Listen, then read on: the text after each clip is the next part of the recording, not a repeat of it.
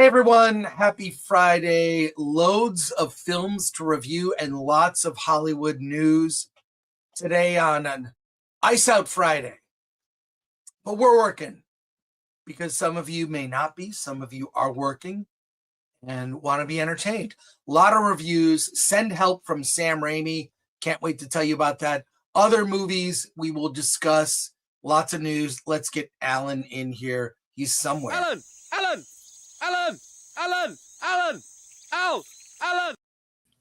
Finally. Hey, guess what? January is almost over. Oh my God. Thank God. Thank God January. By the way, we think you might be on the wrong mic. Oh, really? Oh, no, I think that sounds better now. Hold on. Yeah. See, Okay. when you think, basically, I just turn the mic this way. It's more toward. Also, speaking into the mic improves your the sound quality. Quality advice. I see a lot of Sam Raimi comments in there. We will get to that. No. But I want to say thank you to The Chavez, 1976, became a YouTube member. We have a video from a Q&A with Sam Raimi, actually, in our members only. And Lord Thoth, Alan, you got to say it. Yeah, like, share, subscribe, hit that bell for notifications. Sign up as a member on join us on X, Discord, Rumble, and Instagram. Buy our merch. Shop.filmthread.com. That's right. And this weekend is Award This. Saturday, January 31st. Alan and I will be there. Justine Bateman, Zach Selwyn, Yoshi Obayashi, Andrew Manning, among others. In fact, we're going to talk a little bit about Award This. It's a big weekend for Film Threat. You know, we review all these little indie movies you may not have heard of. We do interviews with filmmakers that make small movies you may not have heard of. But what we've created is a little ecosystem where we actually cover these films. We interview the filmmakers, review the movies. And look, you can get a hat. This is our intern. What's her name? Pam. Is that Pam? That is Pam. Pam. Okay.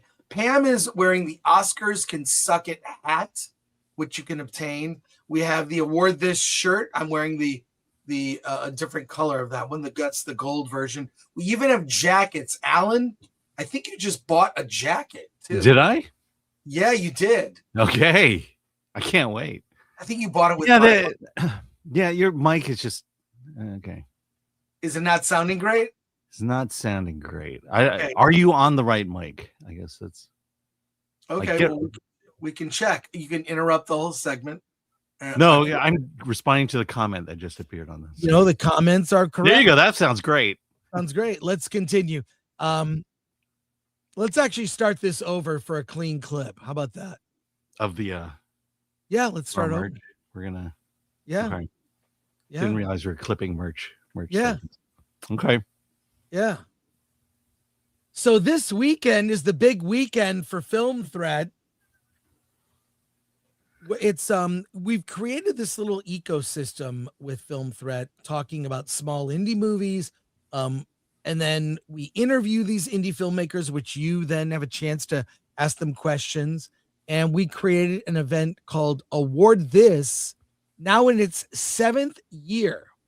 7 years of doing Award This. We have Award This merch. Our kind of motto is the Oscars Can Suck It. And you can check out the Award This collection here on Film Threat. There's even a jacket that Alan bought one of these. He might be wearing it. I don't know. Wear it at some point. But go to shop.filmthreat.com and check that out. But it's still possible to go to the award show itself. There's a limited number of tickets available. The tickets include the show, of course, also a gift bag, which you'll get a couple DVDs, a Film Threat koozie, a bunch of stuff. And in addition, you'll get their free drinks at the event. And on the front page of Film Thread today were a lot of stories. Justine Bateman, of course, is going to be there as a presenter. We have Drew Horton and Leah Nauer are there. John Bailey is our announcer coming back, and Zach Zelwyn, a new musical performance, and Yoshi Obayashi and Andrew Manning, comedians, will be hosting the show, and it's great. So there's stories on Film Threat about the event itself, and there's a link to the Frida Cinema website, or go to awardthis.com, all about this. It's going to be big, and you can see I even put some YouTube videos of Andrew and Yoshi from some of their appearances, and even an appearance with Yoshi on Joe Rogan. The Joe Rogan Experience. Yeah, You don't talk about Asians don't hug so much. your reality, your situation, like your family, like you don't want to talk about that. No, I talked everything. You tell everybody Oh, the yeah. whole story, what you did, Yeah. and why you can't go back to Japan. No, I could go back. I just can't get out. Check out the clip, but I'm just going to say, when Hollywood likes to celebrate firsts, you know what this is, Alan? The first Asian to ever be on the stage of Award This. Well, no, because you've That'd been be on me. the stage, but it's the first Asian hosting an award show ever. Mm. Can you name an award show other than one that takes place like in an Asian country where an Asian hosted the show? Name it. I know. I feel like Rob Schneider might have posted something.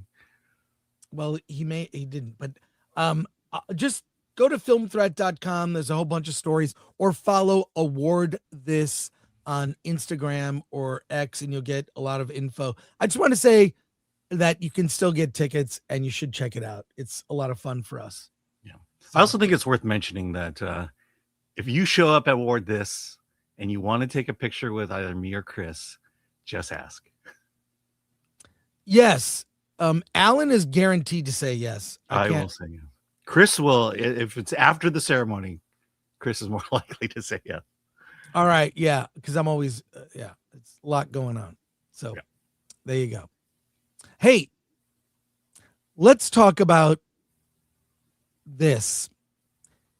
Darren Aronofsky has a new animated series. It's called On This Day, 1776. Darren Aronofsky, and a very well-respected filmmaker who's he began his career with an amazing film called Pi, which is incredible, black and white, little indie movie, great film. And he uses, this is the controversial part, and I have something to say about this, and we'll watch the trailer for it, the teaser trailer. He used AI to make this series, and some people are commenting. Let's take a look at this series. And I like learning about the Revolutionary War. Always loved it. You did not have to twist my arm in history class to learn about it. It's epic stories of the birth of America. But let's check out this trailer. On This Day, 1776. The rebellious war has become more general. Too many still unsure of why we fight. We have it in our power to begin the world over again. There is no way but forward. We are now the troops of the United Colonies of North America. For the purpose of establishing an independent empire. Who are you? Massachusetts! That's not to surrender.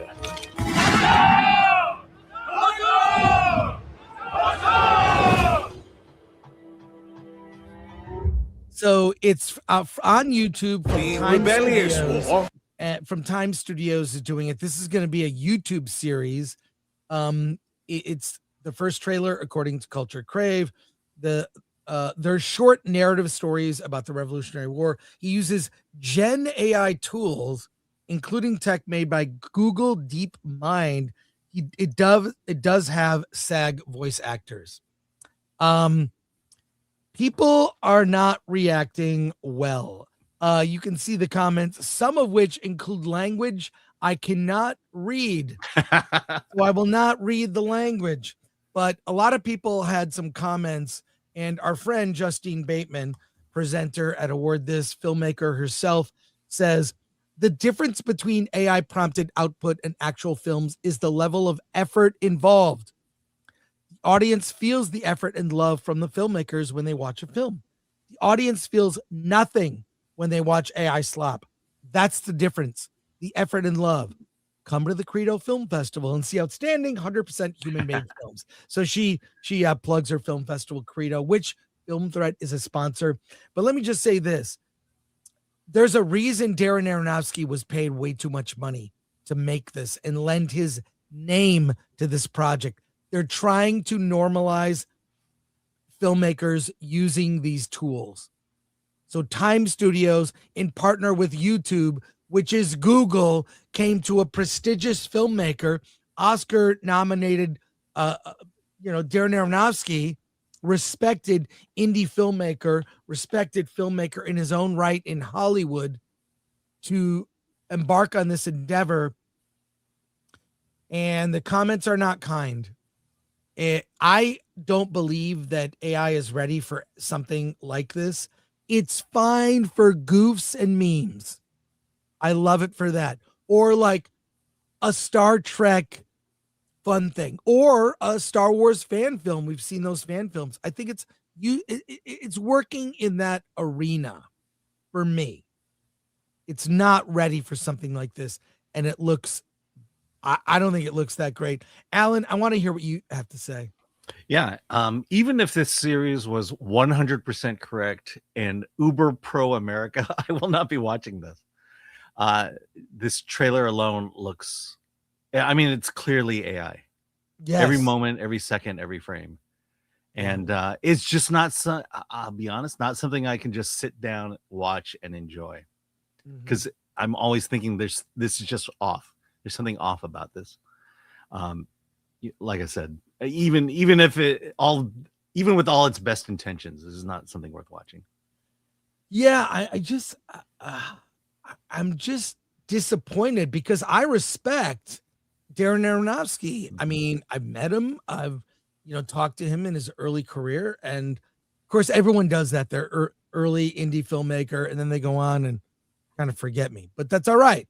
It's okay. They forget their roots with Film Threat. But I just don't think AI is ready for something like this. Yeah. Just don't think it is. I know. Can you imagine if the Walt Disney Company had produced a horrible animated feature on its 100th anniversary? That's what's happening here on the 250th anniversary of the country. Well, 250. Yeah. Heaven forbid we should go out and actually shoot real footage of the American Revolution. No, for the 250th, it's going to go full AI. Look, he was paid a lot of money. Basically, he is endorsing this technique to be used to make films. And he's getting his money now. He's getting his money now. And what this is an effort to convince other filmmakers. If Darren Aronofsky's doing it, then we should all do it. I don't think it's ready. And there is something kind of soulless. Although we've seen some really interesting work from the Door brothers and Damon Packard. They're doing something original. They're kind of using the form. Again, I think that what's going to happen is it's going to evolve into a category like anime. It'll be AI that's an AI movie, right? It's its own thing. But there is even a return to we've heard reports of Gen Z is kind of going analog. They're going back to the mall. They're going to the movies. They're getting off screens and having, in-person experiences. And I think what they want really is authenticity. Mm-hmm. We've got movies to review. We'll get to your comments. We've avoided talking about this topic, and I'll tell you why. Everything happening in Minneapolis with ICE and whatnot. Look, this is not a political channel. But I'll just say this. When something is just so pervasive, we kind of have to talk about it. Hollywood is Hollywood celebrities, we think it's new that they say dumb things. Film Threat, when it was a magazine printed in the 80s and 90s, constantly mocked celebrities for their political opinions. We did, back in old issues of Film Threat, we did a thing in Film Threat, in an issue of Film Threat magazine printed in 1991, where we mocked like Meryl Streep. We mocked people wearing ribbons when they went to award shows. We even created a fake charity called Hats for the Homeless. This is a real thing that we did in Film Threat, where we were raising money to give hats to homeless people, and we had celebrities endorsing it. They were fake. It was a fake charity, by the way. But we were mocking celebrities having like weird opinions about politics, or even chiming in about politics. And we've seen them even, we've seen celebrities do things like, you know, repeat the same things over and over. I've got a few clips to show, clips that all connect. But Alan, what's your take on this as I cue these clips up?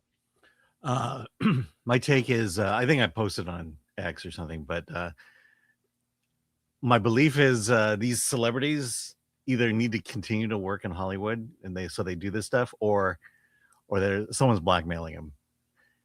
Because sometimes there was a time where, you know, yeah, they were liberal, they were Democrats, but they never went so far. And what bothers me, I think, the most about what's going on is the leaders from on high are basically telling us peons on the ground to sacrifice our lives for the cause, while they sit there rolling in their money, drinking their champagne and their wine, and just laughing at the power they have over the common folk. Well, let's take a look at this clip with Giancarlo Esposito. Of course, we know from Breaking Bad. He's also in The Mandalorian. I assume he's going to be in Grogu in the Mandalorian movie. But here he is on a red carpet. I assume this is at Sundance from Variety. Let's hear what he has to say. And what we've seen is a lot of people repeat, and the rhetoric has been dumb. And you and I have kind of ignored it, like a celebrity saying dumb. That's a Tuesday in the industry. It's not a new thing. It's been going on for decades. Like I said, in the 90s, Film Threat made fun of celebrities that got on their high horse to tell us what to think and what to do. But I think now we reached a point where it's gone too far. Hear what he has to say. This is time for a revolution. It's time for it, and they don't even know that's what they're starting. You know, some very rich old white men are exerting their power to suppress our own people, thus creating a feeling of civil war in the streets, preparing the haters to hate, teaching them how to shoot. They're not even trained right, to kill. This is all a preparation for a very insidious problem that's happening in our world. And for me, I have to speak out that we will not be iced out. This is not going to happen. They can't take us all down. If the whole world showed up on Putin's doorstep or on the Iranian's doorstep or in Washington, it would stop. They'll kill 550 million, however, but the rest of us would survive with a new. This is time for a revolution. It's time for it, and they don't even know that's what they're starting. But we have to be strong enough to know that we can change the world. We have to change it from within. So if I'm spiritually ready and right, you know, and I'm ready to understand other people and to agree to disagree with them and say, okay, let's find the solution together, then that starts to change things. Not by deporting immigrants, not by killing brown and even white people on the street. It's crossing over now, and believe me, this is gonna really spark the nature of so many people who are gonna show up and say, no more. I'm mad as hell, and I'm not gonna take it anymore. Now the rhetoric is we want to overthrow the U.S. government over this Look, there was an election. Overwhelmingly, the American people voted one way. It might not be the way you like, but that's how democracy does work. And for him to get on his high horse and say, I didn't get the result I wanted, so now we should overthrow the current administration. Look, I remember a time, it was the 90s. I'll just come out and say it. I'm a 90s liberal trapped in the present current idiocracy. And this kind of language doesn't help. Rhetoric from other politicians, and we're not gonna go in a huge, but I got to show you a couple more things. I just think this is a bridge too far. He should walk this back, and everybody needs to turn the temperature down. Alan, before I show you two more things, I want you to. Yeah, the chat is loving this, by the way. Okay. I say sarcastically. Here's my big thing is these actors and these politicians sitting again in their mansion suites begging the normal person to be martyrs. It's like, they want us to put our lives on the line for this when they're not willing to do it themselves. And that's the problem I have with this whole movement is the leaders are inciting. They're not, look, if someone high profile wants to be a martyr, there you go. That says something. But when you tell people they need to be martyrs, that's another thing. This kind of language from a lot of people, we've ignored this story up until today. It's gone too far for me. This is a disgusting comment. People in Hollywood should call him out. Mm-hmm. Turn the temperature down. Here's Bill Maher, quote, this is in a story from Variety. I'm just going to read the salient point. Bill Maher says Hollywood celebrities need to shut the fuck up in order for Democrats to win future elections. You can agree with that or not. I agree with the sentiment. Shut the fuck up. Hollywood is sort of the epicenter of the woke left. I don't think they're doing the Democratic Party any favors. I think if Democrats want to win elections in the future, job one, tell the celebrities to just shut the fuck up. You're not helping. You don't strike people in most of the country as sensible or in touch with reality. What do you think about what he has to say, Alan? And I got one more for you. Yeah, no, he's right. I mean, as much as I don't agree with Bill Maher's politics, he's always seemed to be educatable, if that's a word. He does something that I wish all liberals would do, and it's have some principles and have some values and stick to them, as opposed to wanting power and shifting your values to get that power. He's been saying this for decades. He hasn't changed in decades, and because of that, he sees what's going on. Well, he's a 90s liberal. Like, the 90s was so great. I don't remember talking about race so much. Mm-hmm. My friend group was very diverse, just organically. It was like, we just liked the same music, or we liked motorcycles, or we liked comic books, or we liked movies. We had friends that just were, you and I are friends because we love movies. We don't love the same movies. We have, our taste is different when it comes to certain things. But that's what connects us. Let me end with this, and we'll get a comment on this. Sydney Sweeney, also from Variety, says that she's not here to speak on politics. I'm in the arts. I'm not here to speak on politics. That's an area I've ever even imagined getting, not an area I've ever even imagined getting into. It's not why I became who I am. I'm an actor because I like to tell stories. I don't believe in hate in any form. I believe we should all love each other and have respect and understanding for one another. Can you scroll up a little bit? Yes. Keep going. There you go. Stop. All right. Okay.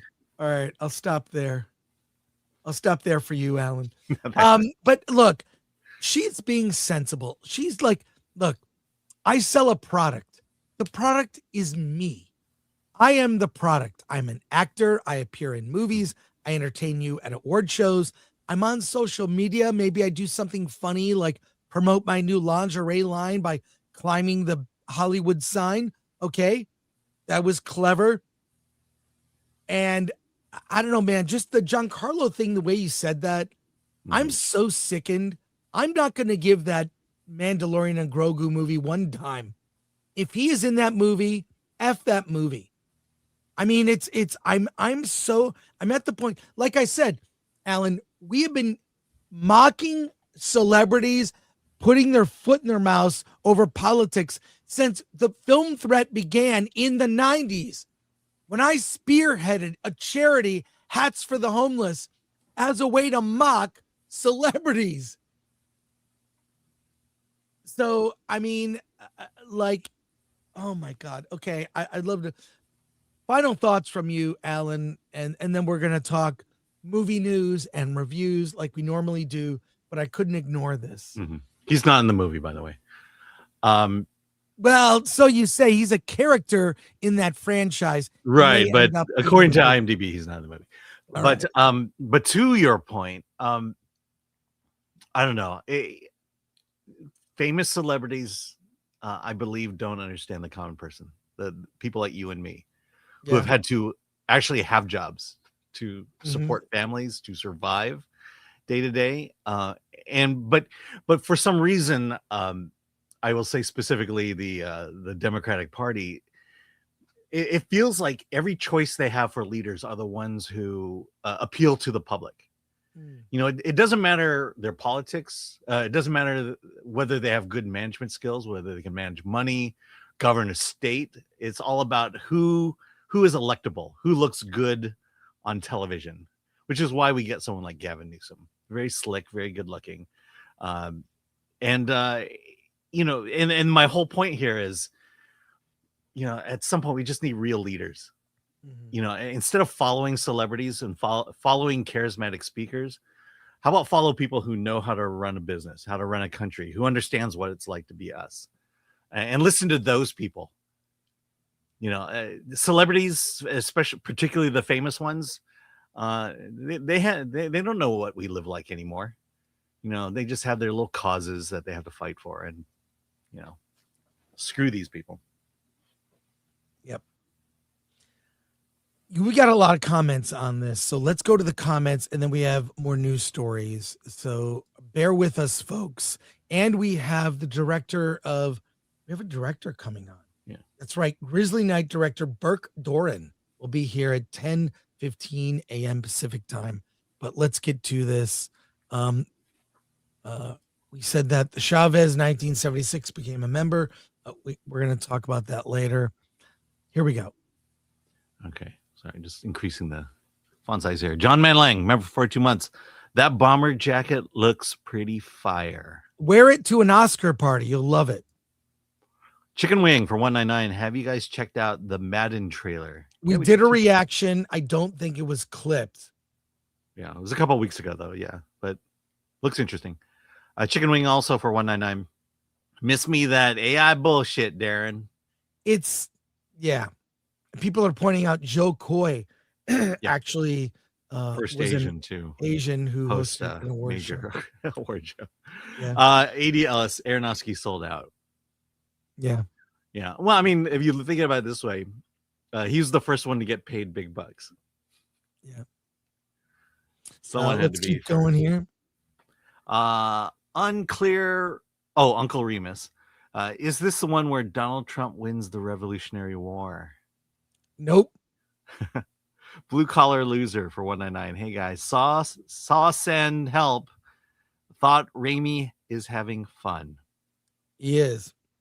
Troy Knoll, member for 7 months. Happy Friday, my friends. Kristen Allen, happy Friday, Troy. Yep. Bill Buttlicker. There are AI films, and then there are RR. Then there's the RR director heading to Antarctica to shoot on real locations. Yeah, absolutely. And Matthew Hammond. Yeah, Matthew Hammond for 2. Where's the PR people telling actors to shut up? Well, no, the PR people are encouraging this. Yes, I think the PR people are actually encouraging them. Yeah, in fact, I think a lot of these actors wouldn't say anything unless their PR person didn't tell them to. Correct. 311 Essie for $4.99. I'm starting a charity called Booze for the Homeless. They already do that in California. By the way, they already give alcohol free to the homeless. Yeah. Oh, and they give clean needles to the drug addicts. Yeah, that helps them recover. God. Yeah. Did you get that one? Or okay. Yeah. Just in Young for $5. Actors who voice their opinions in interviews are like your friends who take pictures of their food on Instagram. It's annoying and affects nothing. Yeah. I like posting food. Matthew Hammond for $2. The future of Hollywood requires actors to shut the fuck up. Yes. Mr. Bungley for $1.99. I want them out protecting PDF files. Personally, I don't know how that works. Hey, Sean Hu. Gifted 5 Film Thread memberships. Thank you, Sean Hu. DK Bones, member for 7 months. Happy Friday, everyone, from sunny but cold Florida. I know it was 83 yesterday here in California. Almanac. Anthony Hopkins still has the best response to all this. I'm a dumb actor. Yep. And John Manling. Joe Coy was so bad hosting the Globes. I was embarrassed to be Filipino like him. Yeah, let's put it this way. Joe Coy was so bad, they will never let an Asian host an award show ever again. Yeah. Except tonight or tomorrow night. Yeah. A real award show. Yeah. And Atomic Glory, you put a link in the description that would have been helpful before. Is that related to the celebrity? What are you talking about? Yeah, it would have been helpful. Save that, Lori, for Monday. That'll be great. We'll talk on Versus. So there you go. One more news item, and then we're gonna go to reviews. The WGA staff authorizes a strike. This is, look, we are still feeling the effects. Last year's weak lineup of movies was because of the strike. But this is getting ridiculous. Another strike, another industry shutdown. That's the death knell. Let's take a look at this, Alan. If you would, you got notes for the story. Yes. Staff members at the Writers Guild of America West have voted to authorize a strike just weeks before WGA begins high-stakes negotiations with major Hollywood studios. The vote passed overwhelmingly with 82 out of 100 employees voting yes. 82 out of 100? If management won't bargain in good faith with us at the table, we will see them on the picket line. No strike deadline has been announced. The staff who unionized last spring are negotiating their first contract. Talks with WGA West management began in September and stalled after most recent session in January 17th. During a pause in negotiations, staff members picketed outside WGA West headquarters, calling for job protections and fair treatment. They accused management of unfair labor practices, including surface bargaining, unilateral workplace changes, unlawful surveillance, retaliation against organizers. The union also alleges a committee member was wrongfully fired after a claim WGA West denies. According to a union fact sheet, staff are seeking just cause discipline and grievance procedures, strong protections from workplace AI, work from home guarantees, sustainable workloads, climate and extreme weather protections. Oh my God. Professional development resources, pay increases tied to living wages, a union wage scale that rewards longevity. I mean, we'll get to, but I'm looking at it here. Management offered $55,000 minimum annual salary. They want $60,000 roughly. Artificial intelligence management says there's no current plans to use AI and would provide paid training if that changes. However, leadership argues that union proposals would limit future technology use. Yeah, let's just go with that. Well, okay. That sounds like people you need to fire. Yeah. they're but yeah, the grievances, what they're seeking, I think, is what's worth talking about. yeah, sustainable workload, like this whole work from home options. These are weak office climate and extreme weather protections. This is ridiculous. This is not the writers, it's the staff that works at the Writers Guild are going on strike. It's the leadership of the Writers Guild. And the office workers who run everything about, the guild. Ridiculous. If this what's going to happen is if they strike, they'll learn how useful these people are, and you could probably do it with half the staff of actually competent, motivated workers. So this is only going to hurt things more. Seriously. Yeah. Well, I mean, look, what they're asking for is, like the last time the big thing was, oh, we need 12 people on staff. Here it's like, well, we need our writers to earn a living wage. So you need to guarantee them a sustainable workload so that they, you need to, if an act of God occurs, that's on you, producers. Work from home guarantees. So now, yeah, because we are most effective when we work at home. I say tongue in cheek, but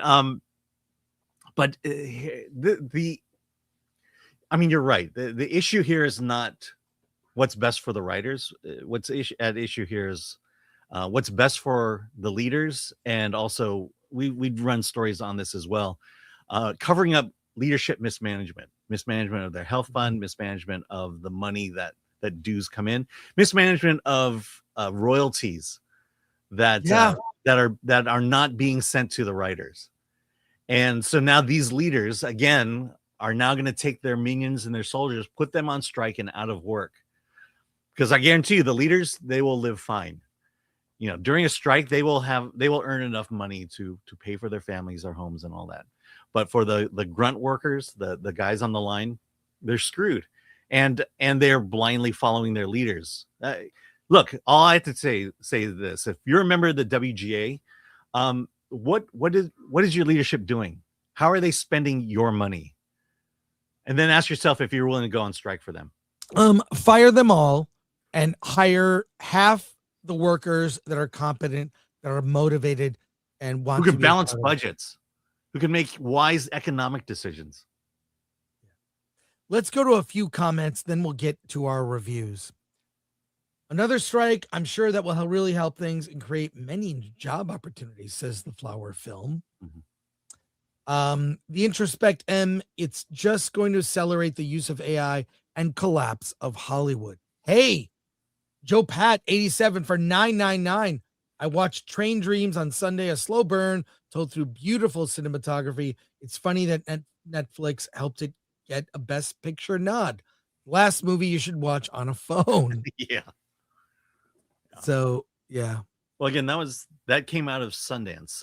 When it premiered at Sundance, there was no buyer, and then Netflix picked it up. And 311 SE for $9.99. Chris and Alan, I need advice from my internet fathers. I'm moving to LA for work, and I'm looking at Pasadena, Santa Monica, and Arcadia. What parts of town do you recommend? I do not recommend Santa Monica. Yeah. I do recommend Pasadena and Arcadia.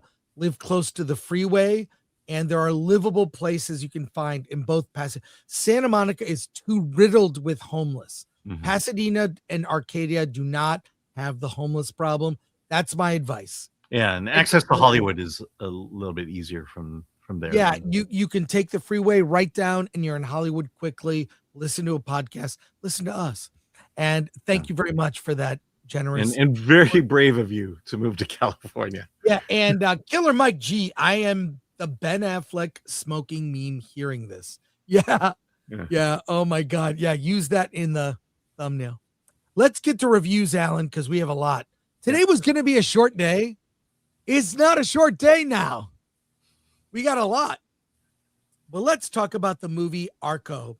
It's nominated for an Oscar for Best Animated Feature.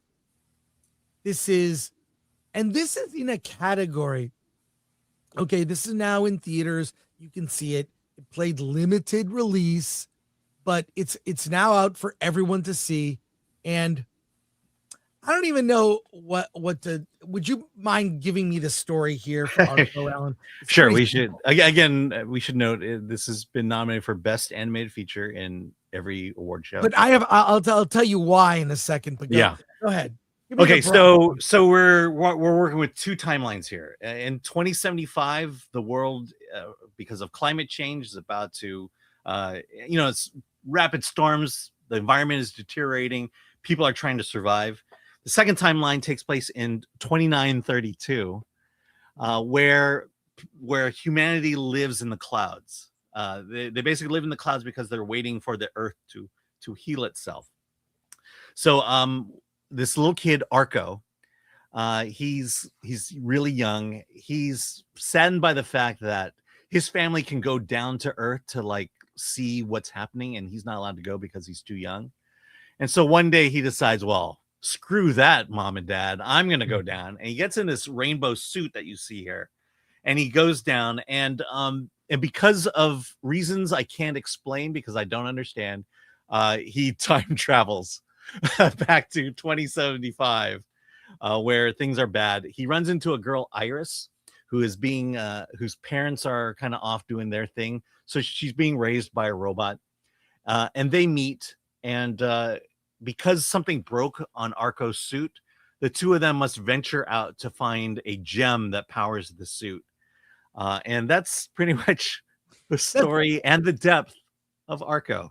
Yeah, it's pretty surface level. I mean, you would think by the art for this film or the poster or this rainbow suit, there's something gay about the film. There isn't. If it is, it's very subtle because I didn't catch it. But there is kind of, I will say this, it redeemed itself to me in the end. It's kind of clever the way it resolves in the end with the sort of two timelines, the clouds and surface Earth, which is on the cusp of cataclysm, and future Earth, which is future survivors of Earth in the clouds. And there is sort of a clever thing of how Arco, how it resolves itself. But this is, I think kids will be bored with this. For some, it didn't really grab me. I thought the ending was like, oh, that kind of redeems it. But here's something you should know. When the Academy nominates Best Animated Feature, and we all know K-Pop Demon Hunter will win, they have to have a certain number of animated movies. And Arco is in this category with K-Pop Demon Hunters. It's also in this category. It's also with Elio. And so they have to have a certain number of movies. Like, these are the animated movies. Did you know, Alan, the Oscars has a best musical category? I know they used to. They used to, but people aren't making enough musicals. If they did, that category is still in play. Just there aren't enough in a given year to have like 5 nominees. So they stopped making musicals. The category ended. But with animated, it's really, I mean, we all know K-Pop Demon Hunter is going to win. Arco's in the category because they need 5. And so is Elio. But I don't know. This is yeah. I mean, Bad Guys 2 is better than Elio. Bad Guys 2 is better than Arco. But I understand why it's not nominated. Yeah, kids are going to be ultra bored with this. It is just so surface level. I mean, literally, you talk about the ending. The ending was so impactful, I even forgot the ending. Oh, the ending. I mean, that's just I mentioned it right at the beginning. This story is so surface level. A kid lands on Earth. He needs help fixing his suit, and the girl helps him fix his suit, and they're being chased by 3 goofs voiced by Will Ferrell, Andy Samberg, and Flea. And that's all this movie is they do this, then they do that, then they do this, then they do that. If there is an environmental message they're trying to push, they're not doing a good job pushing it. And it's rotoscope. And reason I mentioned that is last year's best movie, which is to me truly the best movie, was Flow. And that was a rotoscope movie featuring cats. And it is a great movie. This one, when I first saw it, when it first started, I was thinking, oh, this could be like Flow, and it's nothing like Flow. It is just people who don't know how to do animation or tell animated stories or tell stories, period. And I think also some people may be turned off. This is sadly true, but like the rainbow in anything is assumed to be gay. Yeah, and it's not. There's no gay characters. There's not a gay message. Arco has parents, a mother and a father, so there's nothing gay about the film, except I think nowadays people assume when they see a rainbow, it's not. So as a parent, you could take kids to see it. And maybe, I do appreciate it's more of a thoughtful story. It's not talking down to kids. The ending really, if I don't want to talk about the ending, I thought the ending was clever, but I was bored getting up to that point. I don't think you'll get to the ending. I don't think kids will get to the ending. Yeah. Anyways, a soft, I don't even want to recommend it. Yeah, I can't recommend it. But I didn't hate it. I give it a 5 if I had to give it a number. What about you, Alan? Well, I mean, it's a waste of time. That's okay. That's how I feel about it. It's not fair. Fundamentally awful, but I want my time back. Well, it's nominated for an Oscar. Yay. And we'll see if it wins. It won't. So is one battle after another. So we'll get to your comments here. Do we have comments on Arco? I think we do. Okay. I mean, you should keep it with the clip. That's what I'm saying. Yeah. Sorry about that. Here we go. Let's see. Almanac, is the voice acting good? It has a pretty stacked voice cast. No, it's not. It's not memorable. No, it's like they did that with the Miyazaki films where they got famous celebrities do it. It was great to hear famous celebrities, but they didn't necessarily accentuate the movie at all. Except for Phil Hartman in Kiki's Delivery Service. Phil Hartman was great. Wait, well, we're going to save that comment. Okay. Sorry. Justin Young. Arco. It's a homosexual superhero that saves low-cost gas stations. Yes, Arco. Yeah. Tony Elias, did you watch the French or English dub? English dub. English dub. I would have rather seen the French subtitles. Let's just say the French is not available to us. Hey, let's talk about another film Alan and I saw. Shelter. That's right. Jason Statham is back. And he's kind of hiding out in this lighthouse in the middle of nowhere. He did some bad things in his past. He was an assassin who worked for a organization that sent him out on missions, but he wants nothing to do with his past. He hides in a lighthouse all by himself. When he saves a young girl who tries to talk to him, wants to be left alone. There's an accident. He has to save her, pluck her from the water and saves her, which exposes himself. And then he's on the run, protecting the girl, being chased by other assets, trying to take him out. And I did interview the director of this film. What's the director's name? Rick again? Romanois. Rick Romanois. Really good guy. He did the Greenland movies. He did Greenland 1 and 2, which we recently reviewed. Greenland 2 we didn't like. I like Greenland 1. Did not love Greenland 2. But Shelter, let's cut to the chase. It's a Jason Statham movie. If you order a cheeseburger, you know what you're getting. If you order it from the same place, I like that cheeseburger. That's what this is.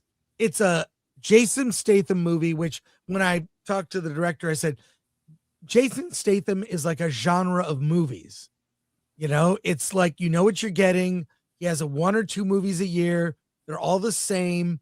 They're not, I can't say this is better than The Beekeeper or better than, what was the other one? Was it Working Man or what? Yeah, Working Man. Working Man. Like, all his movies are the same. It's like it's a different Tuesday. You're buying that burger. I had fun with it. It's not great. What do you think, Alan? Yeah, you're right. You're here for the action. And like porn, there's a very loose storyline that holds it all together, taking you from one scene to the next. I'm excited about Jason Statham's next movie, though. He's a former special ops soldier who now works as a Vietnamese nail stylist. The movie's called The Salon. Go check it out. It comes out next year. Is that real? No, it's not real, but it sounds real. I know. No, he's the next movie is where he's a former special ops soldier who now runs an ice cream truck. It's a Pedos on Ice. That's what that one's called. Yeah, I don't think that's real. Look, if you like Jason Statham, you're gonna have fun. You're gonna be okay with this one. You'll be okay. Good cast, solid action, but if you've seen one Jason Statham movie, you kind of have seen them all. And this is solid. And I like the director. He's got good philosophies. He's a good guy. Check it out on our interviews channel. Yeah, but my issue now becomes if Jason Statham is a genre, nothing stands out, and Shelter certainly doesn't stand out.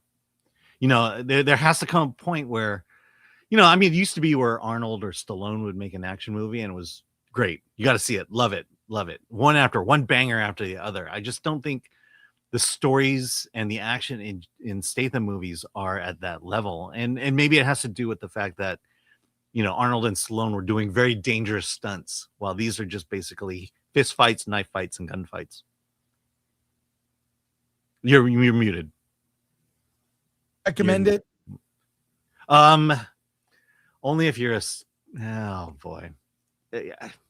Look, if you same bear recommend. It's a Jason Statham movie. You know what you're getting.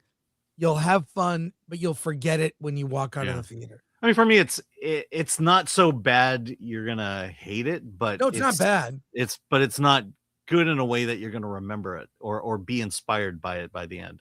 Yeah. Let's go to comments. Andrew Cram, member for 24 months. Thanks for the great, authentic content, Chris and Alan. Always makes my day a little better listening to Film Threat. Oh, thank you, Andrew. You're a big supporter of the channel. Yes. We appreciate you. Thank you. ADLs24. So this is just another sequel to January Statham movie, the movie. January Jason Statham movie. Yeah, that's great. Vibestra for 2. Statham carved out his niche, and I'm here for it. Yeah. Then you'll look again. I like cheeseburgers. I like ordering them from certain places. I know what I'm getting. Yeah. You know what you're getting with this. Beach Dad. He's a former Navy SEAL turned proctologist, and he's killing assholes. There you go. Yes. That's a better movie. Yeah, there we go. Hey, it's time to talk about Sam Raimi's latest movie, Send Help. Who is not a Sam Raimi fan? He has a style. Sam Raimi's, the Spider-Man Sam Raimi trilogy is beloved. It holds up. It has stood the test of time. His Evil Dead movies are fantastic. This is kind of Send Help is kind of a throwback to a genre. I would call it a comedy thriller, because it is a thriller and there are moments of pure like gore and shock.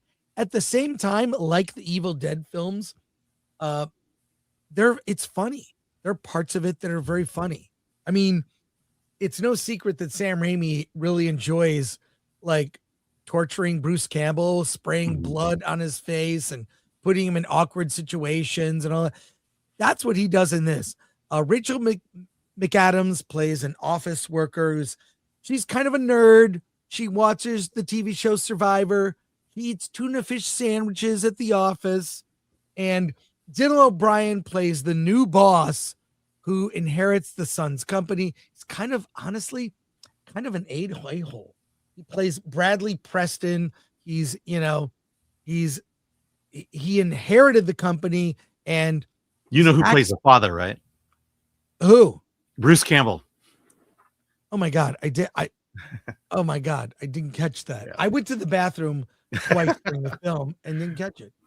Anyways, Bradley is inherits the company, and Richard McAdams' character, Linda Little, she's kind of she's really like smart with numbers. And Bradley's dad really respected her. And Bradley is kind of forced to bring her on a work trip. They take a private jet. They're going on a trip to close a big deal. Bradley's buddies that are all mega chads. Hey man, they play golf and this. They're like dicks from an 80s or 90s movie. And this movie, Send Help, in tone is kind of a throwback to thrillers of the 80s and 90s. So it's also during that period, they would blend genres. I definitely would put it in the category of comedy and thriller. Well, what happens is the private jet crashes. Linda survives. And not only that, she helps save her boss and heal his leg. His leg is injured very badly. She takes care of him based on she was training to try out for Survivor. So she has survival skills. She makes fire, she finds food, she builds a shelter, and Bradley is still the dick from The Office, taking on that role of like, I'm your boss. And then Linda has had enough and things flip. And then it escalates into a rivalry between the two that becomes violent. I don't want to give spoilers in this, but this is entertaining as hell. The audience was way into it. There are moments of just flat out, like, turn your head from the screen gore that is hard to look at, and stuff that is absolutely hilarious. There are twists back and forth between the two. I had a great time. This is Sam Raimi doing what Sam Raimi's good at. It's not some big budget giant Marvel movie where they're going to like, neuter Sam Raimi's style. This is Sam Raimi making a movie that is, that entertains him.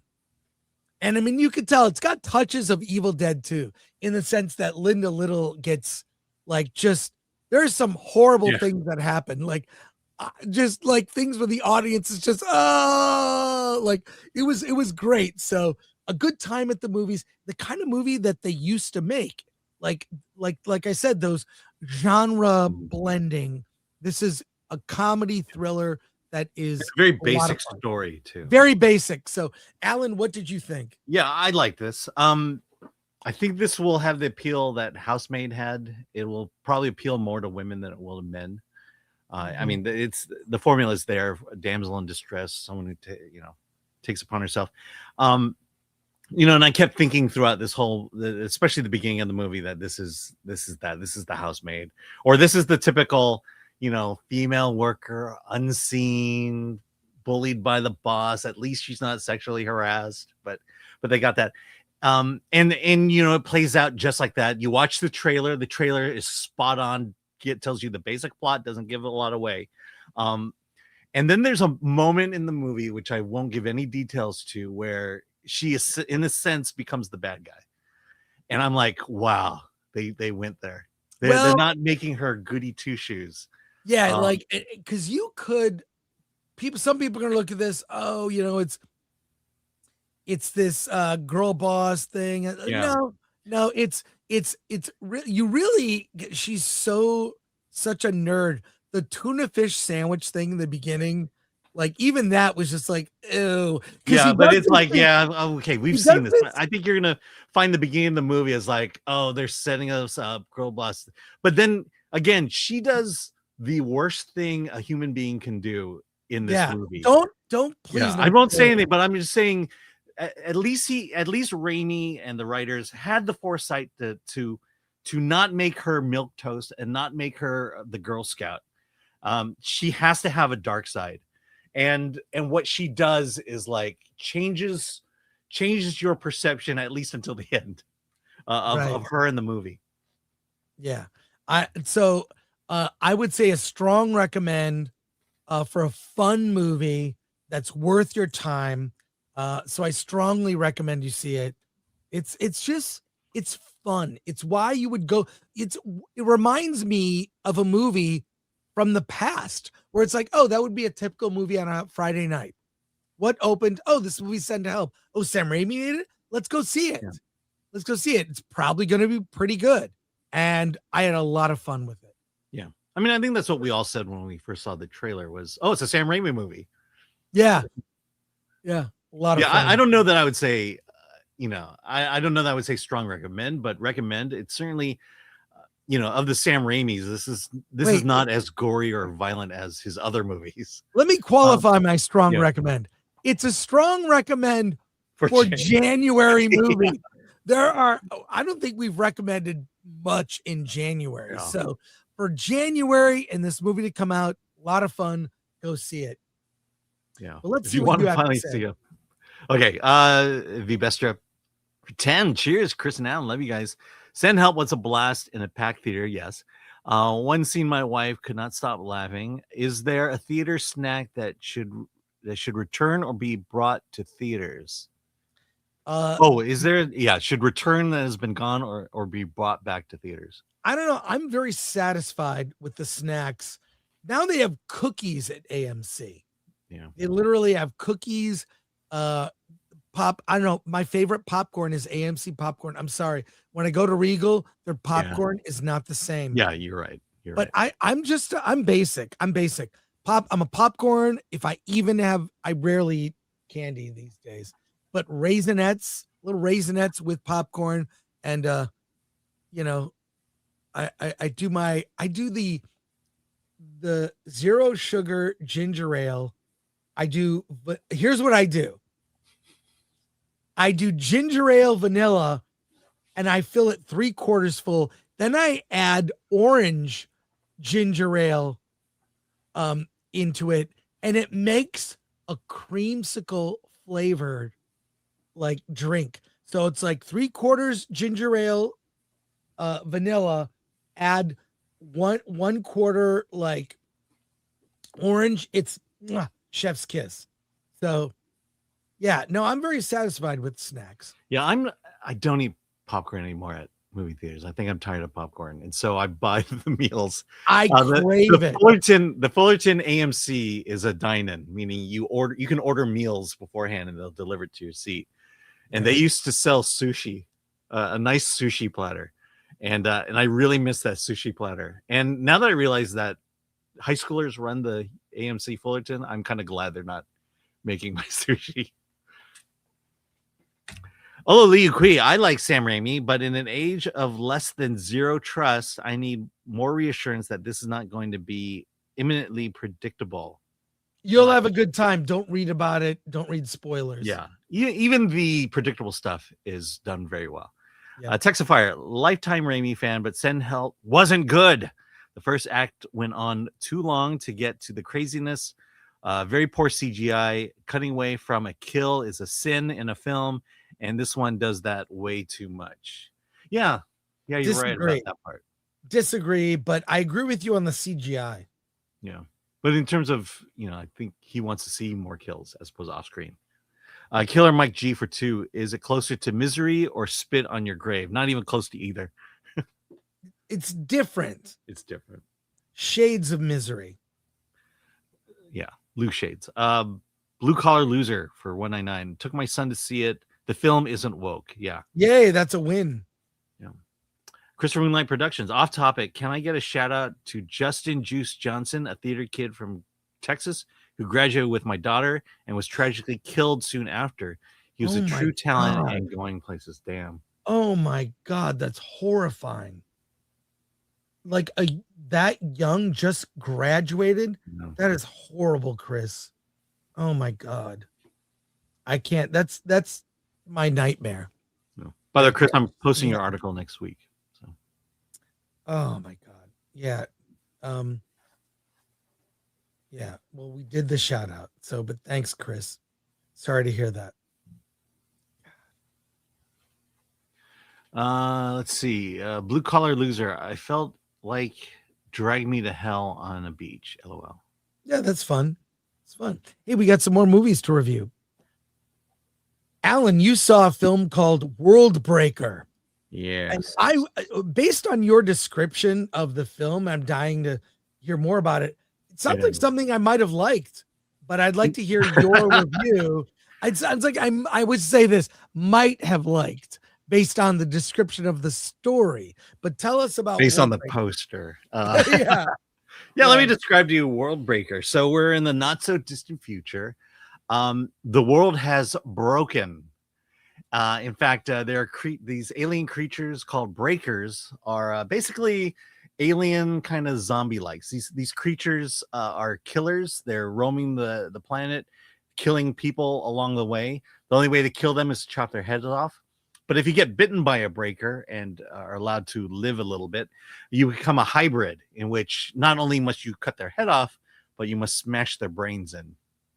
But the thing is that these hybrids, men are more likely to become susceptible to becoming a hybrid than a woman. So if you're bit, the chances are 100% men are going to become zombies. Women, on the other hand, not so much, but they can, which they want to make a point of. And so things have gotten so bad that women now lead the entire military. And so what happens now is really? Women, yeah, okay. And Mila Jovovich here, she is kind of the leader, the brave warrior of the women. But that's not what this movie's about. She appears in it here and there, but it's about Luke Evans' character here and his daughter. The feeling is things are getting really bad, and that Luke Evans needs to take his daughter to a secluded location, a cabin out in the middle of nowhere, and teach her survival skills. And along the way, he tells her stories of hope, of a great warrior who's going to save us all, and things like that. And so that's how this movie kind of plays out, where she learns from her father, and then I bet you can guess what happens at the end of the movie when it comes to this relationship. Yeah, I know. Don't tell you. But look, it's hard not to watch this movie and think, oh, this is a feminist zombie movie.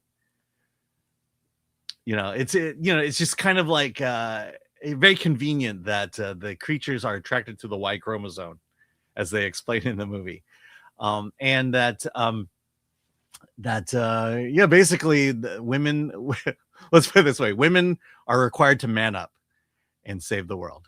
And so that's kind of how this story plays out. Do you recommend it? Do I? Not really, no.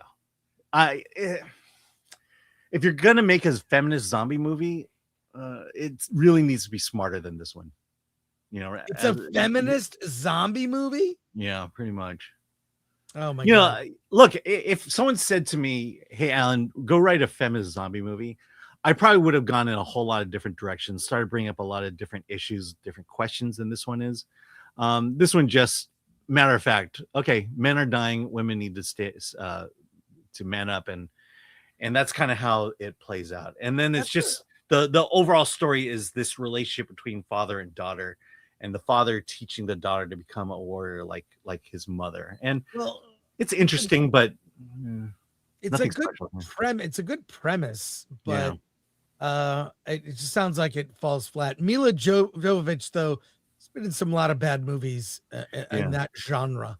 Yeah, but to her credit, she's done so much of these kind of roles that you sort of buy into the fact that she is the great warrior of humanity at this point. So it was good casting, at least on that part. Do you recommend it? No. I think I feel like a better feminist zombie movie is out there somewhere. Yeah. Let's go to comments, and then we have an interview. It's gonna be very exciting. Sorry, just to break in, I don't know if this is true or not. Oh, Catherine O'Hara dead at 71. Oh my God, that's awful. Check. We're gonna check on that. I'll read these while you check. Women leading the military. What could possibly go wrong? Says the only Sir Phil. Triple Threat, based on the poster, looks straight to VHS. There's some good straight to VHS movies. Okay, according to TMZ, she passed away. That's all the news I see. Catherine O'Hara. Well, Wow. Rest in peace. Pour It's, one out for her. Love Catherine O'Hara. Yeah. One of the JM great comedians. JM Stoveface, I am visualizing the military command with all the generals arguing about their feelings. Yeah. Okay, so Catherine O'Hara. Wow. Yeah. Amazing talent. It's sad. All right. As we like to do on Film Threat, we love to tell you about indie filmmakers, tell you about their movies coming out, and talk directly to the filmmakers. And today we're going to talk about Grizzly Night with director Burke Doeren, who's waiting in the wings. Burke, where are you?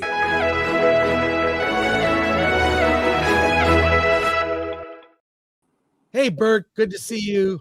Did I Hey, pronounce your Chris. name? Hey, Alan. Hey. Hey, did I Nice to meet you pronounce your guys. name correctly? You did. You nailed it. Burke Doeren. Oh, that's great. Well, Grizzly Night, look, I'm attracted just by the poster. It looks like a lot of fun. Tell us about Grizzly Night. Thank you so much. I'm very proud of our key art. I think it's pretty striking. But it's a historical thriller with some elements of horror. It's based on true events from 1967 about the first grizzly bear attacks in national park history. It's a story that we put a lot of effort into making it authentic. So we have a real trained grizzly bear, real helicopters, shot everything on location near Park City, went to the actual national park to film the vistas. And it was such a cool experience. It's a pretty moving story. I think there's a lot of emotional depth. And I'm curious what you guys think and what you're curious about. Well, I want to actually share the trailer with our audience and let them ask some questions here. Warning, it is rated R. It's rated R, but this is the Green Band trailer, so we can show it. So let's take a look at the Grizzly Night trailer. Here we go.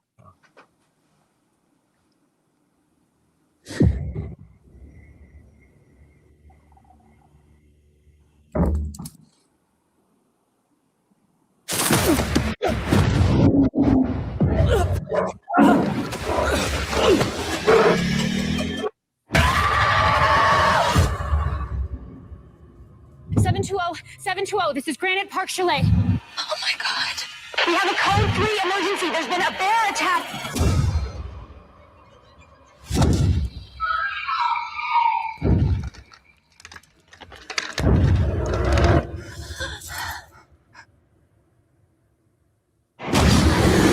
Guys, go run! We got a missing girl. We think it was a second bear attack. We can't risk any more lives. Same every year. Sorry? Bear did this, bear did that. No! Really more of a nuisance than anything else.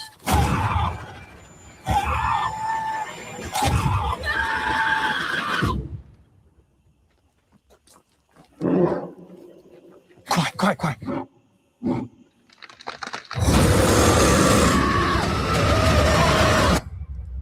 Grizzlies never kill. So I guess we thought they never would. Just a couple throws. Go! Oh no! Oh no! Get back here. Okay, that was great. That's shades of Jaws there, which I love. That's awesome. No, I feel like you could have made this movie a lot easier if you had used an AI bear instead of a real one. You know, that was a big part of telling the story for us. Was we wanted as much as possible to be through the lens. So the only things that we changed with the computer in the whole movie, a couple of day for night shots, added some stars in the sky, a couple of little digital fire effects, and we removed some wires. But everything else we really shot, and that was a huge thing for us to tell the story in the most real way possible. So, yeah, I mean, it was harder for sure, but I'm really proud of how it turned out and all the amazing just people who worked on this, from our cast and crew and our bear trainers and our bear himself. His name is Tag. He's great. Well, I'm terrified of bears, frankly. So like, That's good. What was it like, and first of all, also, the thing that attracted me to want to get you on here, just the poster for the movie. Yeah. The poster is great. I'll post it on the Instagram for Film Threat so people can see it. But so what led to this? And also tell us about the true story. I mean, this is like, we didn't really hear about bear attacks. I assume they happened back in, oh, you've got a mug. Good marketing there. Love it. That's great. But like, I assume once humanity started, venturing into parks, kind of impeding on the wildlife came to bite back. Yeah. But can you tell us about the real story? And also shooting in Park City, I assume Sundance probably didn't play the film. So for your first question, it was the 1960s. Yeah. And I think the theme park culture was really, really big in America at that point. A lot of tourism happening everywhere. People taking road trips with their families in the summertime. This story takes place August 12th, 1967, based on true events of 2 bear attacks in a single night, 9 miles apart. Parts of it are still unsolved, but we told the best version of it that we could in a 90-minute movie. Now, the park was essentially kind of attracting guests with the bears. They learned from that. And as you see through the film and learn in the final moments of the film, this actually led to a lot of good things changing within the park system and how, endangered species and animals like grizzly bears and that everything is treated with more respect. So that's good. But yeah, I think, Disneyland was created in the 1950s. National parks were a huge part of summer activities for family then. So I think, it's you can see how they got to the point they got to, but the reason I love this story, and I think it's still a great story now, is it's a big part of it's a metaphor for respecting nature and animals. And I think that is an eternal story that we should pay attention to. Well, for me, roughing it is staying at a Courtyard Marriott. Yeah. I'm not really a guy that goes to a park and stays in a tent. I like to hike. Don't get me wrong, but you're not going to see me in a tent with a campfire. What about the Park City question? Yeah. Look, I love Park City, Utah. The last Sundance in Park City just happened. It's such a beautiful part of the country. It is. It's amazing. Yeah. Tell me about shooting there. So we first read the script January 22, 4 years ago. One of my friends, Katie Mathewson, who you would know her work with her and her writing partner, Katie and Tanner Bean. They have worked on the last 2 Dexter spinoff shows. So Dexter Resurrection and Dexter Original Sin. Oh, that's great.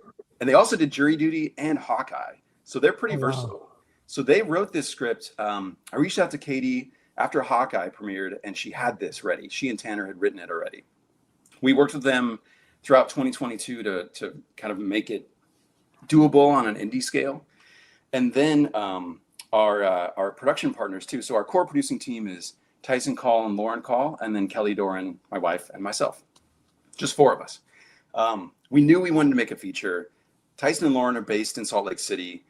Utah has so many beautiful landscapes that we started looking for areas that had everything we needed. Because they also have a great production crew basis there too. Lots of films and TV shows are shot there.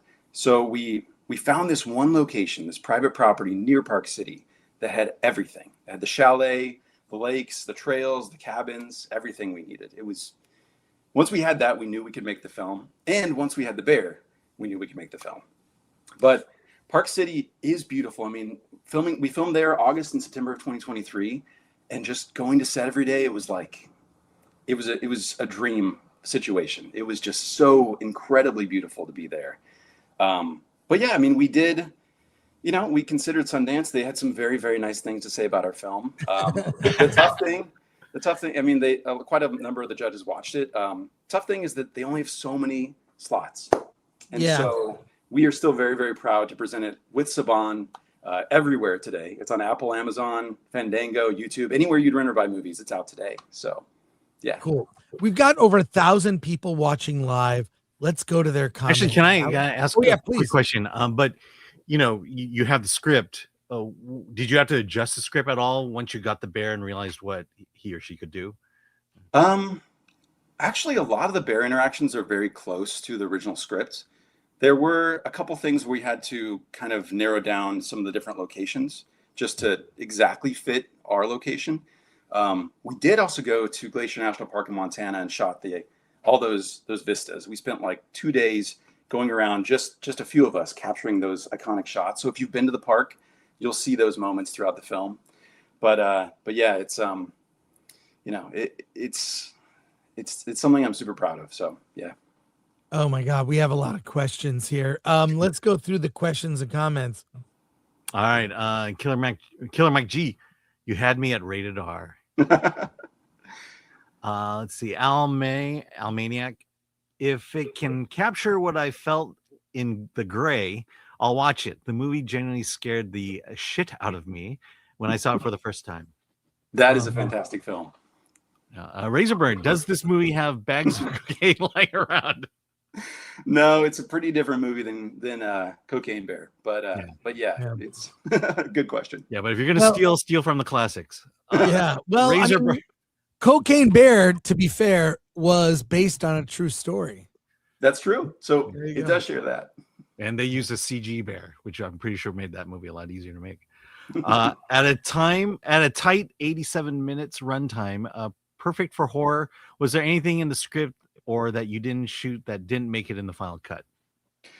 So almost everything in the script made the final cut. A couple things we rearranged, and the editor Michael DeJean and I worked for, by the end of it, all told, like about a year refining this. So our first cut was actually like 20 minutes longer, and we started showing it to some friends and family and kind of getting a feeling for what the best way to tell the story is.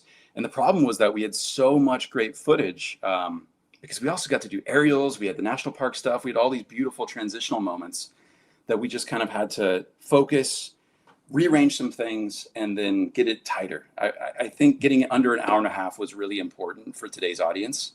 And yeah, that took some work to get there. But, I'm really happy with how it feels. I think the pacing's great. I think we cover a lot of ground in that period of time. And it's, I hope you enjoy it when you see it. Yeah. I imagine working with a bear that you would have to have a pretty tight shot list. Yeah. So that was the first time I've worked with a bear, if you guys want to hear about that. Well, we have some bear related questions, but okay. I gotta say the running time that influences my decision of whether to see a movie, whether it's good or bad. No, I'm just like, it's 87 minutes. That's nothing. So, that's close to perfect. It's 3 minutes off from perfect. Razorbird, was the bear borrowed from a circus or was it privately owned or from a private owner? So the bear is actually part of Gentle Jungle. They're an animal training company north of LA. They have everything. They have lions, horses, bears, tigers, cats and dogs, literally everything. And they've been working on movies since before the original Gladiator. They worked on that film, the new Gladiator, Westworld, Game of Thrones. So we knew we were in good hands with this team. So the bear, he's about as domesticated of a grizzly as you can get. He is, when you see him on screen, he looks very intense. He got to all the moments we needed, but in person, you're filming with like 3 or 4 cameras, everyone's rolling. You've got these different zones set up for him to interact with. And there's a good amount of downtime too, where he's just being curious. He's sniffing, he's rolling on his back, he's scratching around. So he's the kind of bear you want on set. He's so cute. Yeah, he can be for sure.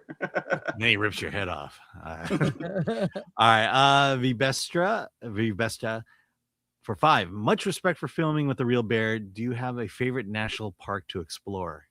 Well, I got to tell you, when we went to Glacier National Park for this film, it is like stepping way back in time. It's amazing. Like when you go up some of the different roads and you see just this endless expanse of trees and peaks and valleys, and the water is so clear and untouched. I mean, there isn't even any cell phone signal in the park. That's how back in time it is. And if trees fall, it's left that way. It's just a true glimpse of what nature was like and is still like. And when we filmed there, we didn't film with any actors. It was just a few of us with a camera and a single car. So we treaded really lightly there, and it's an experience I'll remember forever. It was so beautiful being there. So if you're up for it and nearby, I would say definitely take the trip. ADLS, this is your feature directorial debut. What was it about the screenplay that made you want to tackle this project? Do you have an outdoorsy background? Have you encountered bears in the wild? So luckily, I've not encountered bears in the wild. What I love about the script is I've always loved historical thrillers that have a deeper meaning. just for example, like Dunkirk, right? It's relevant to a story you've heard, but you may not have heard that exact part of it. And I felt that way when I read this script. It's something that has been in the news quite a bit over the years. I mean, it happened almost 60 years ago. But I hadn't heard of it before I read the script. And I just felt this instant need of like, I think this is a great story. It has a lot of elements. It's definitely ambitious. It will be a challenge, but I think it's worth telling in the truest way possible.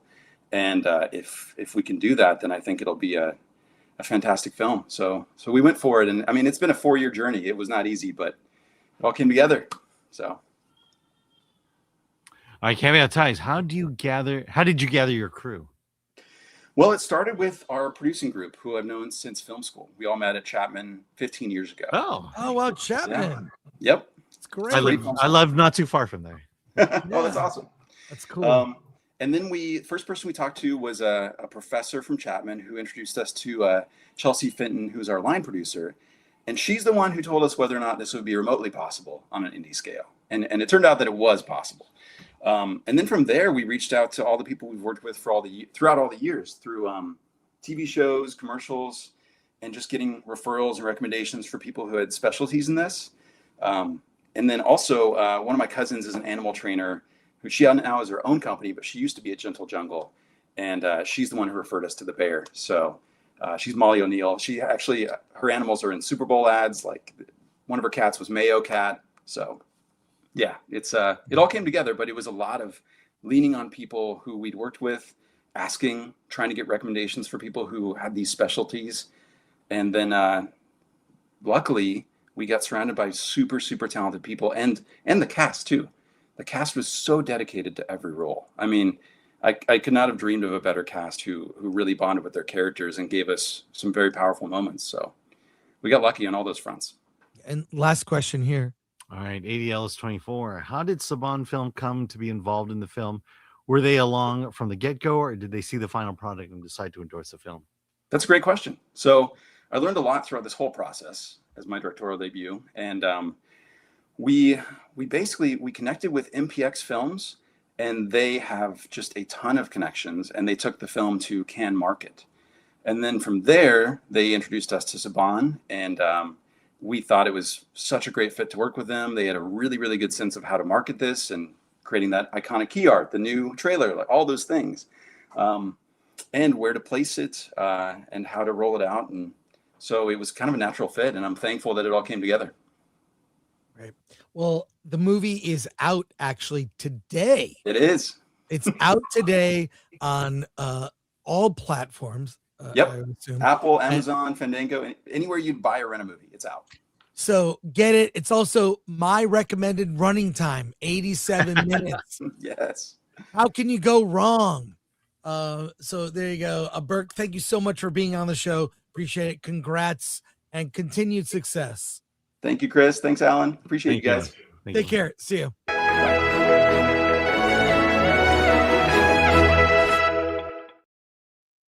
That was fun. That was fun. You have to check out the poster. I like to talk to indie filmmakers that tell their stories and how they get made. It's never sort of, we see the end product. There's a whole journey that goes with making these films. But I have to believe that with an impending strike, that indie film is going to do just fine. Yes, if not better. I'll continue to. And but let's take a look at this. This is from TMZ. Legendary actress Catherine O'Hara dead at 71. So there you go. Man, I've been a fan of her since 1980. I've been just so many things. Every time she's in a movie, there for Home Alone, she hits it out of the park in everything she's in. Beetlejuice 2, she was. I mean, just always loved her. Yeah. I can't think of a plain or boring role she's ever done in anything. Whenever she's on screen, it's going to be funny. So it's very sad to hear. I will say, though, only TMZ is reporting it so far. Well, I would assume it's just, they have to write the press release or whatever. And unfortunately, outlets already have for people of a certain age. they kind of have obituaries pre-written. Yeah. Which is sad. So they're gonna go. A quick comment here from John Smith. Going to see Send Help tonight. I've been waiting for Raimi to return to his roots.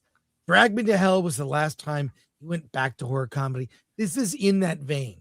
I still take issue with the back to his roots. I don't necessarily think this is what I think of as a Sam Raimi movie, but it's still a good movie, and it's very light on comedy and action and story compared to everything else he's ever done.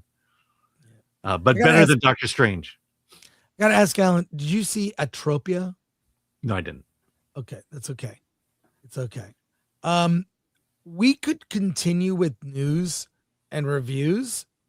I've got a couple things we can talk about, but I think I'm going to save it for Monday. Just want to remind people, it's award this weekend. That's right. The biggest night in indie film. Saturday is the live event. Monday at 8 p.m. Eastern time, 5 p.m. Pacific time. We're going to do verses on Monday, but we want all of you. Award this will premiere. There'll be a red carpet show in advance. Get your popcorn. Wear your best tuxedo. I want to see it all. And RIP Catherine O'Hara from Justin Ung. Appreciate you. That's great. Wait, what is this, Alan? Yeah, Disney just made an announcement. If you want to do a quick thrown together story, we could do it, but it could be fast. There's really one comment about it. You want me to do it? Yeah, let's do it. Okay, let's do this. Alan, wait. Okay. Let's do this. Let's do this. Let's do it properly, Alan. Let's do this properly because this was your idea.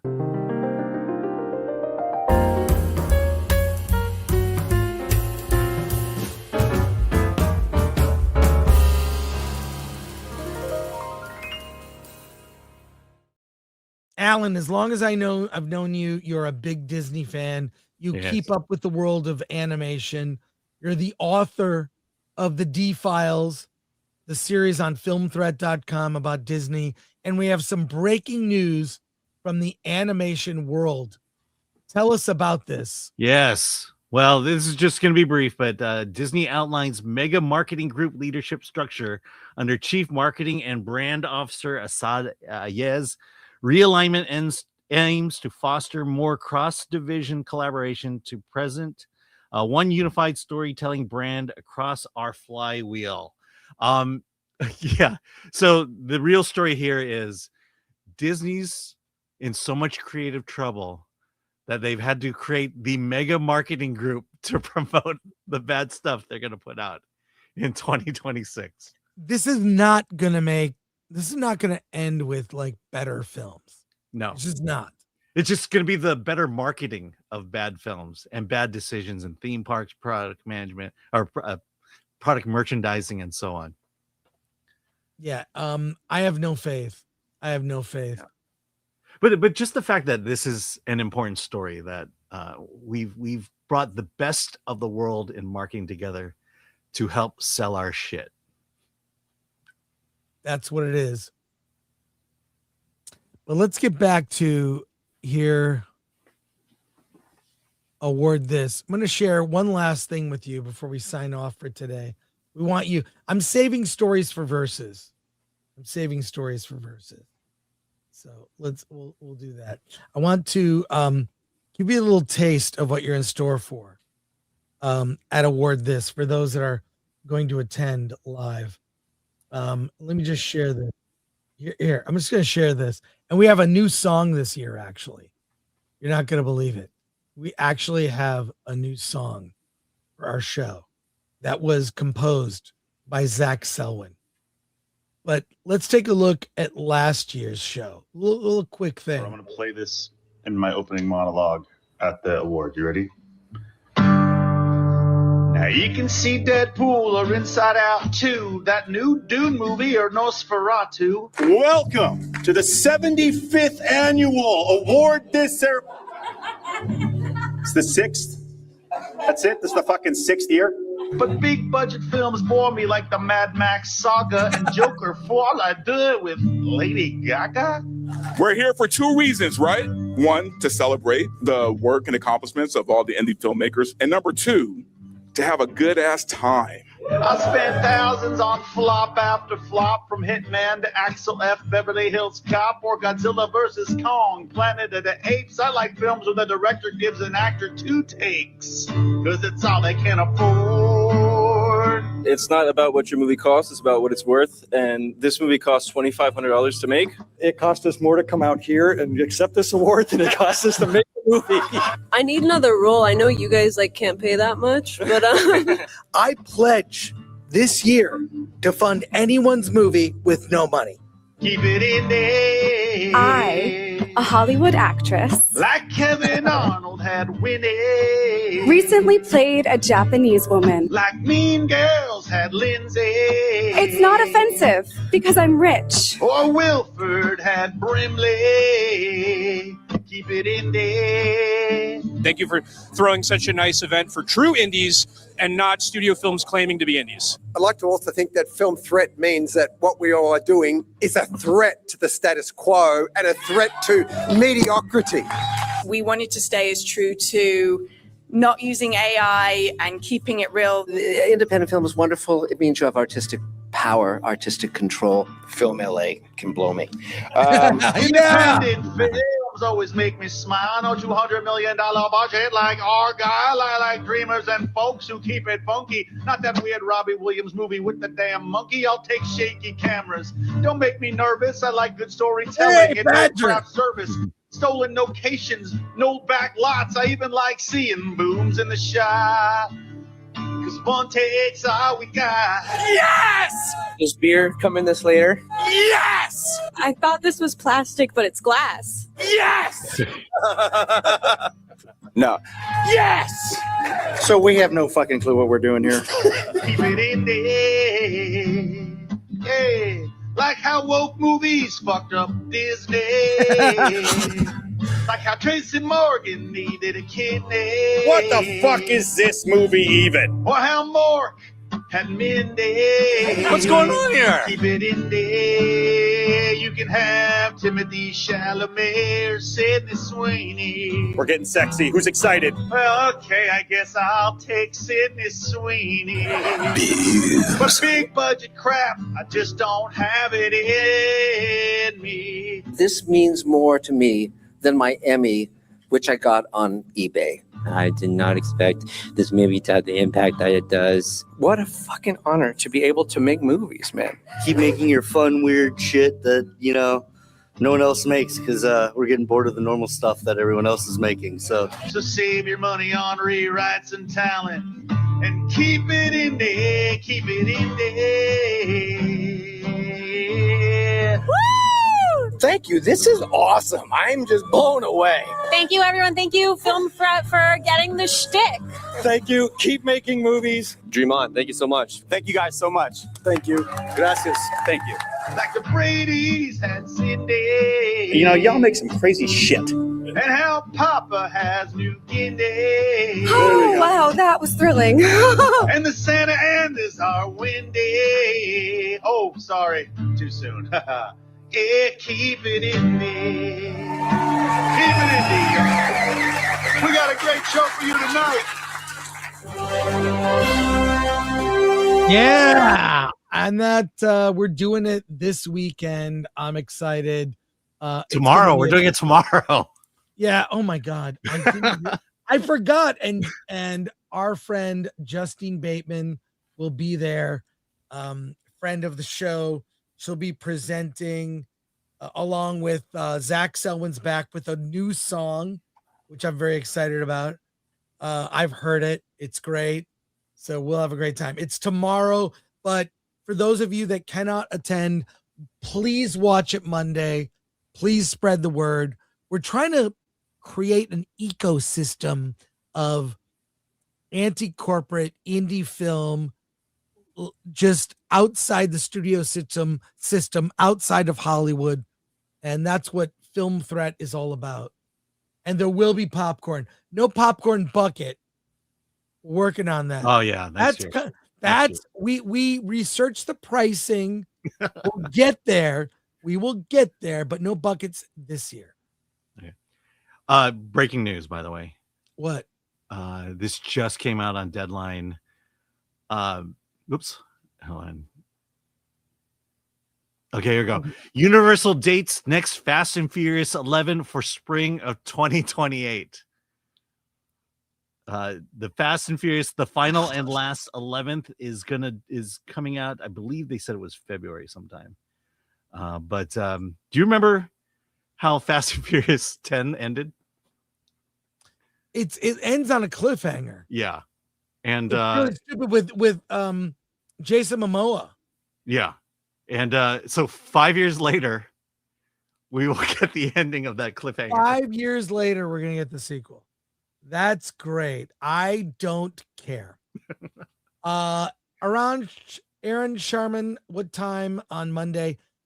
5 p.m. Pacific time, approximately 8 p.m. Eastern, which that's when the debut will be. We'll watch the red carpet, watch us on Versus.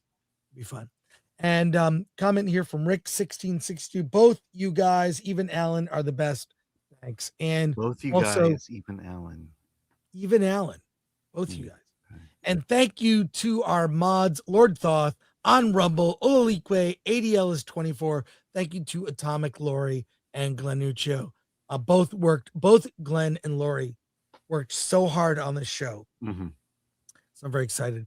Lord Comment says, hi, CG and Alan. Glad I caught you. Miss me? Yeah, where were you? Where were you? Can't believe you missed the show, Lord Comment. But I got a little work. I'm going to the theater. I'm going to the Frida to stuff the gift bags that we're giving out. And they're really cool. You're going to get some DVDs, other free stuff, a Film Threat koozie for your drinks. It's going to be a blast. And Alan and I are presenting a few awards. Yes. Although fewer than previous years, which Yes, is thank good. God. Yeah, exactly. So that's it. I would ask you, Alan, hey, what are you doing this weekend? Except I already know. Yeah. I already know. So there you go. All right, that wraps it up for us. Alan, what do you have to say? Let's get out of here. And Alan, do you have anything to say? Yeah, let's get out of here.